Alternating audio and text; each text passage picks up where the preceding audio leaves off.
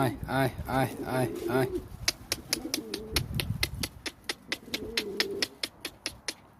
আয় আয় আয় আয় আয় আয়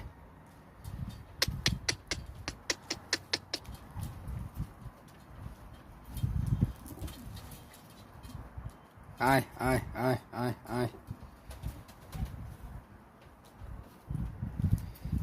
কবুতর অসুস্থ হয়ে যাওয়ার কারণে এই মাসে বাচ্চা টাচ্চা দিছে না। আল্লাহর রহমতে মোটামুটি এখন সুস্থ আছে। আশা করি আগামী মাসে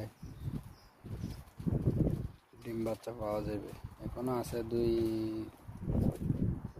জোড়া 3 জোড়া ডিম আছে, বাচ্চা আছে 1 জোড়া। আগামী মাসে অলরেডি ডিম দিবে সবগুলাই। অসুস্থতার কারণে আমার 4-5টা কবুতর মারা গেছে।